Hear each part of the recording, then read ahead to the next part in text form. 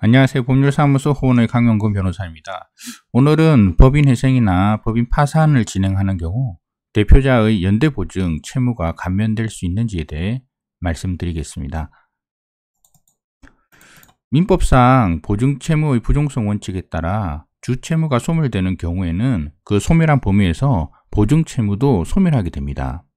그런데 채무자회생법에서는 도산 절차에서 회생계획의 인가결정 또는 면책결정으로 주채무가 감면이 있다 하더라도 보증인의 채무에는 영향을 미치지 않는 것으로 정하고 있습니다.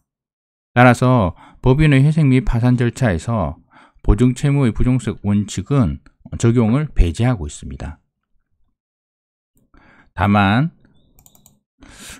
신용보증기금법 제30조의 3, 기술보증기금법 제37조의 3, 중소기업 진흥에 관한 법률 제74조의 2는 채무자회생법 제250조 제2항 등에도 불구하고 채권자가 신용보증기금, 기술보증기금, 중소벤처기업진흥공단의 경우 중소기업이 회생계획 인가결정을 받은 시점 또는 파산 선고 이후 면책결정을 받은 시점에 주채무가 감면된 경우에 연대보증채무도 동일한 비율로 감면된다고 규정하고 있습니다.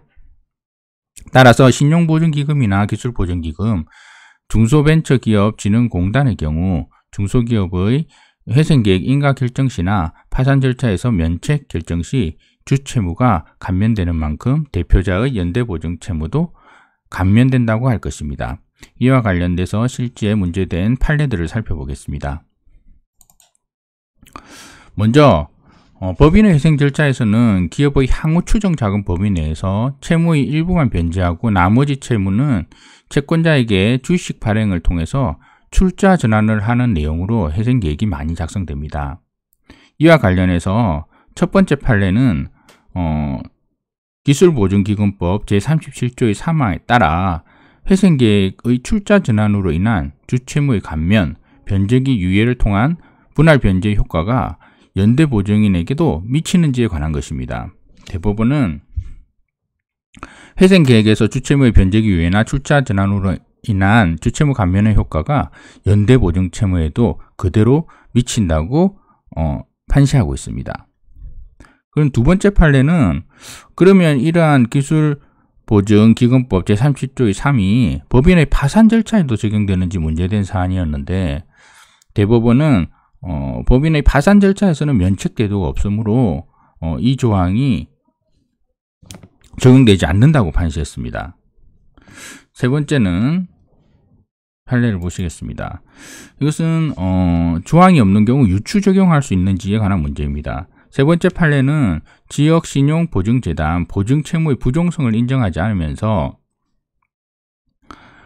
판례는 지역신용보증재단법에는 기술보증기금법이나 신용보증기금법과 같은 규정이 없고 기술보증기금이나 신용보증기금, 지역신용보증재단 사이에는 설립 목적과 재원, 신용보증을 제공하는 경우의 한도 보증액 등의 차이가 있어 이 적용을 유추 적용할 수 없다고 하였습니다.